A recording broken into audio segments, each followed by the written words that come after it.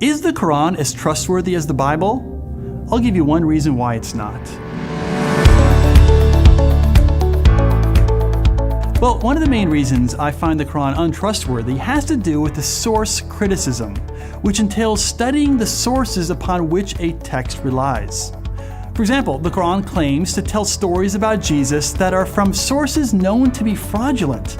For example, in Surah 19, you can read the story of Jesus' birth, and we're told that the pains of childbirth drove Mary under a palm tree, and she hears this voice that tells her that God will provide for her, at which point the tree provides her with some dates and a stream that appears below it. So she can of course now eat and drink and be comforted. Now, we don't see that story in the Gospels, which of course were eyewitnesses or written by eyewitnesses of Jesus' life, but we do see this story in almost exact same detail in the lost books of the Bible, which are 2nd century apocryphal fables, written over 100 years after Jesus was born. In fact, there are other stories about Jesus where he speaks in full sentences while still a baby and makes birds come alive after shaping them out of clay. Now, although these stories are not found in the gospel accounts, they are found in the first gospel of the infancy of Jesus Christ and the infancy gospel of Thomas, which again are apocryphal gospels written in some cases hundreds of years after Jesus' life and are known to be fakes. Now, one of the most dramatic examples of the Quran borrowing from other sources is in Surah 532, where the context is about Cain killing Abel.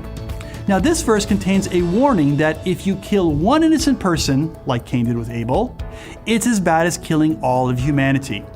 But if you save one life, it's as good as saving all of humanity. Now, it turns out those words are almost identical to a Jewish rabbi's commentary on Genesis 4:10, found in the Jewish literature of the Talmud, written about 400 years before the Quran. Now, the rabbi argues that the Hebrew word for blood is written in plural form. And because of that grammatical point, he reasons that even though Abel was a single person, killing him is as bad as killing all of humanity. Now, to me, this is incorrect commentary, right? But the Quran inadvertently quotes that mistaken commentary written by a Jewish rabbi and then passes it off as divine writ. Now remember, Muslims claim the Quran is a book that was written exclusively by Allah and has eternally existed in heaven. So they don't believe in the doctrine of inspiration. They don't claim Allah inspired human authors to write down the words of the Quran. Every word is supposed to be from the mouth of Allah. And that's why it's significant that the Quran copies words from a Jewish rabbi who wrote down mistaken commentary about Genesis 4. And that's one of the reasons I don't think the Quran is trustworthy.